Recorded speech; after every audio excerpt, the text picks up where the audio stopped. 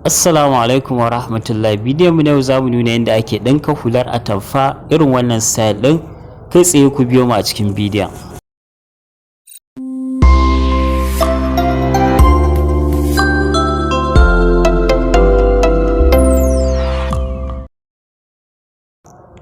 Wannan ita ce atamfar da zan yi amfani da ita, saboda haka tsayin zan saka inci 23, sai kuma faɗin zan saka inci 16, amma a ninke yake inci 16, wato a ninke yake ninki biyu kamar yadda kuke gani. Saboda haka za ka ware shi, sannan sai ka nemi landing, sai ka sa masa landing.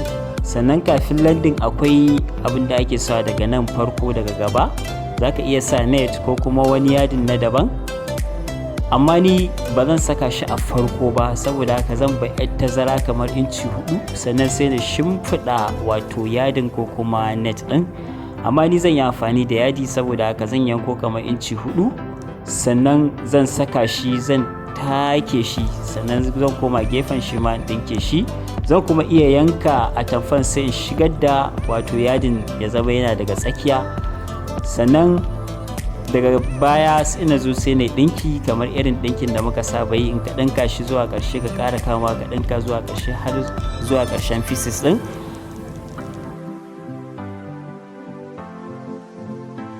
To gashi kamar yadda kuke gani, gashi na gama ɗinkunan, saboda haka na kakkama shi na ɗinɗinka shi ga yanda baibai ɗin sai ya kasance. Dama za ka sa masa landing bayan ka saka wannan abin na yadin kenan. In ka ga dama kuma ka iya saka shi a gaba kamar yadda na faɗa. Mun takaita bidiyon ne saboda kada bidiyon yayi nauyi da yawa. Wannan shine band ɗin hular, saboda haka za ka sa masa step collar kamar yadda kuke gani guda biyu na yanko, sannan na yi shape ɗinsu, saboda haka nan saman a ninke suke, nan gudun shine na shape ɗinsa, kuma inci 1 na auna. Da na auna inci 1, sannan sai na sa almakashi sai na shape ɗinsa, sai ba da haka. Saboda haka tsayinsu kuma inci 13 ne, sannan kuma faɗinsa inci 2.5 kowannensa. Tsayinsa inci 13, faɗin kuma inci 2.5, sannan sai kuma waɗannan su ma da na yanko guda biyu na ninninka su. Tsayinsa inci 13, faɗin kuma inci 2, kamar wancan kenan. Saboda haka ga yanda za ka saka shi ka bi ɗinsa haka, sannan sai ka ɗauko wannan shi ma sai ka ɗora shi, sannan sai ka ɗauko ɗayan shi ma sai ka ɗora shi. Wurin ninkin ko ka duba duk sama na kalla da su, gurin buɗaɗɗun inda bakin yake a buɗe shine daga ƙasa za ka kama ka ɗinke shi. Saboda haka zan sa keke, zan kama, zan ɗinke shi, zan kuma zagaya na yi kwana da shi.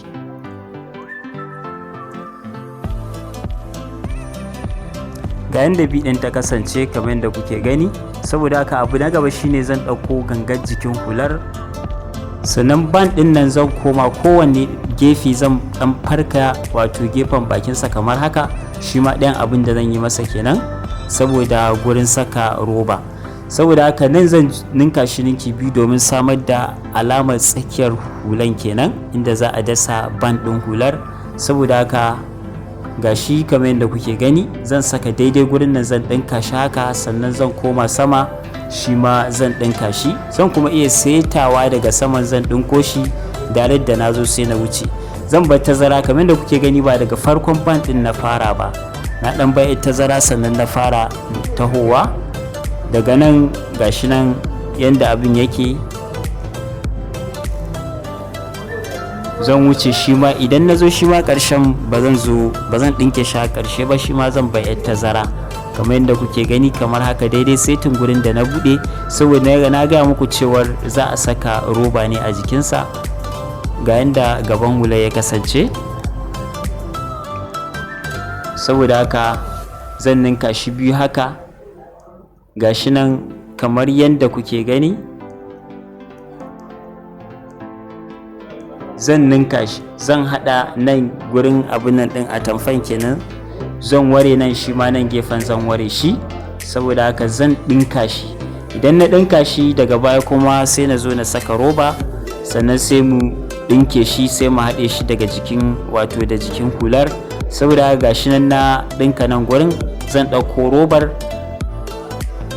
saboda haka zan saka hular kenan, zan ɗinka, sannan zan ja shi zai tali in ƙara ɗinka nan gurin, sannan sai na juya shi wato sai ta shige ciki, wato roba za ta shige ciki kenan.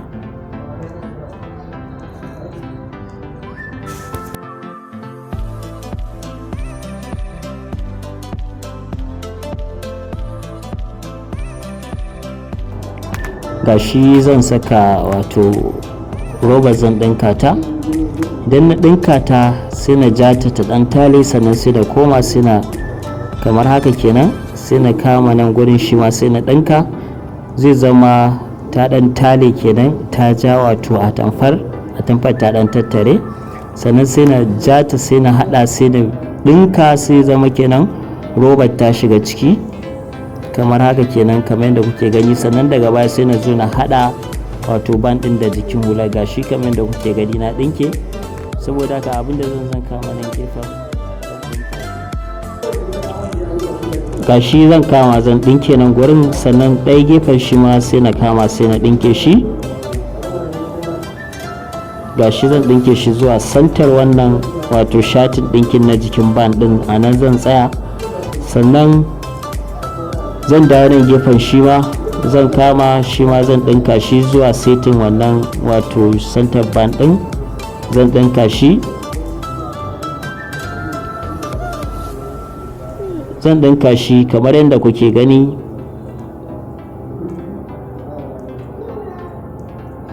Gashi na ɗinka shi, gashi na ɗinka shi, saboda haka zan dawo nan gurin zan kama shi, shi ma zan ɗinka shi, sannan sai na kwana da shi.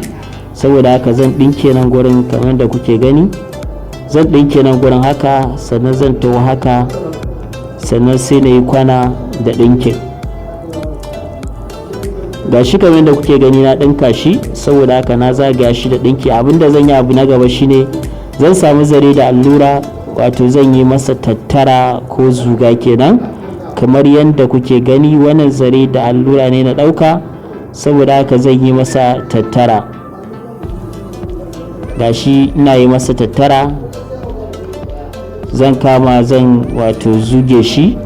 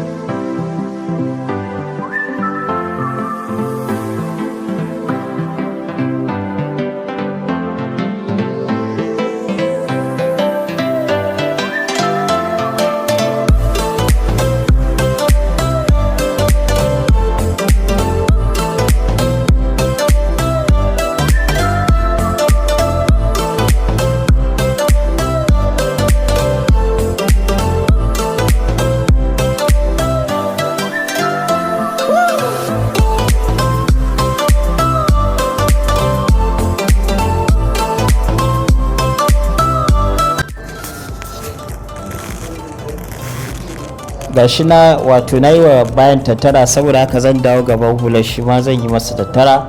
Zan sa allura kamar yadda kuke gani, santan nan gurin shine zan bi wato zan yi wa tattara.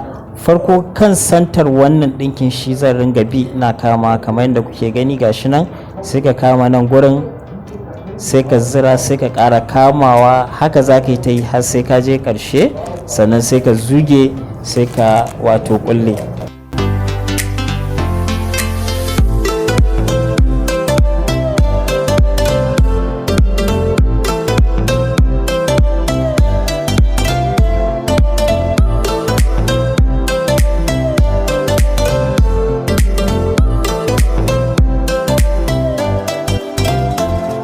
Wannan ita ce hulanmu. To muna godiya sosai da ziyartar wannan channel ta mai albarka. Muna godiya sosai, sai mun hada a wani sabon bidiyon. Na gode, sai an jima.